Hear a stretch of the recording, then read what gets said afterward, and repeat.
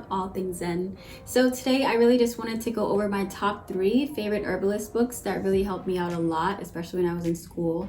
But of course, before we get started, make sure that you guys like, share, subscribe, and turn on your notifications so that you guys are always notified when I drop new videos for you.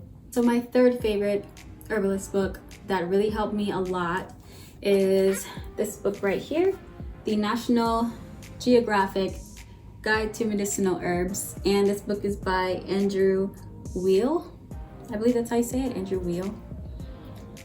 I really like this book because it breaks down the herbs in the categories of the body systems. So whether it's the cardiovascular system or whether it is the lymphatic system or the digestive system, it covers all of the herbs that really help to strengthen those systems and to heal those systems. I really like this book because it covers the history of each herb very well and in detail, which is something that we really needed in class when I was doing my research on all of these herbs.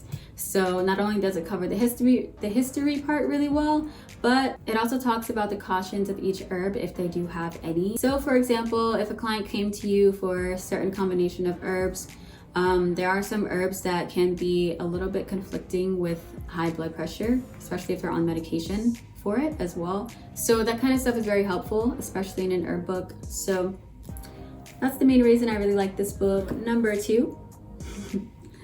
The second book that I really loved is this book right here, The Complete Medicinal Herbal. And this book is by Penelope Odie. This book was actually, I use this book a lot and it would have been my number 1, but there is one that is a lot better than this one, in my opinion. So what I really love about this book is that it goes through all of the Ayurvedic herbs. You get used to seeing the herb with their Latin name present, which is something that you have to be at least a little bit familiar with. Not all of them, of course. I don't know all of the Latin names for each herb. But anyway, I really like this book because it also talks about the parts that you use with each specific herb. So whether you're using the root or you're using the leaves or the flowers, that's also included, as well as the amount of the herb that you should take and how to prepare that herb, whether it be an infusion or a decoction or a syrup. This book covers all of that, so it's really helpful. Again, this is what this book looks like. So my number 1 favorite book that helped me out the most is this book right here. It's called Nutritional Herbology.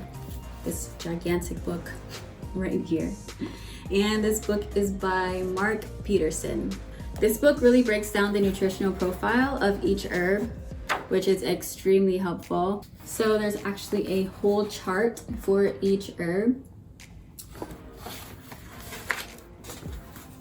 And it's very specific. If the herb is high in calcium or vitamin A, vitamin B, iron, potassium, all of that good stuff, it's in this book. It also touches on the history of the herb, and it also covers the medicinal properties as well. I remember specifically when I was in herb school, we really needed the nutritional profile, and sometimes it was really hard to find online. So this book was a complete lifesaver for me, and it really helps when I'm trying to create something very beneficial for a client when it's something very specific.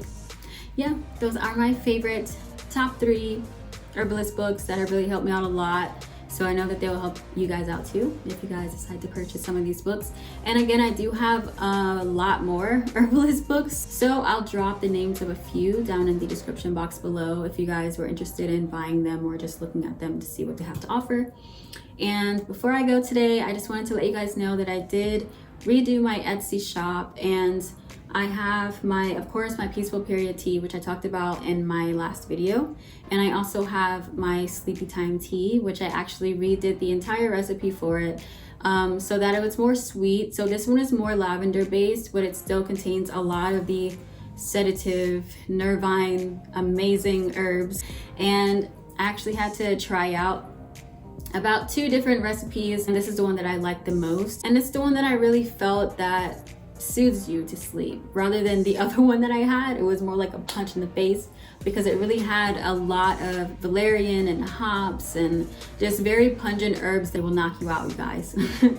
And some people like that, and I do like it too. It's just that some people like sweeter teas, and because there was so much valerian and hops in the tea, it really made it like a little bit pungent. So if you're not one to really like earthy taste, then you might not have liked that one. I'm still debating on whether or not I should offer them both on my Etsy, but I'll see how that goes and what happens with that.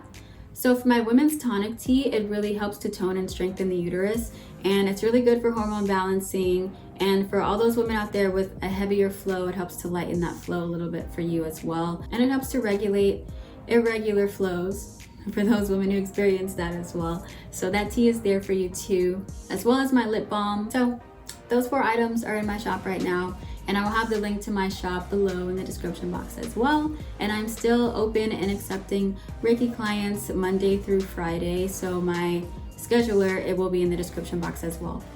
So I love you guys. Thank you for watching, and I will see you next time.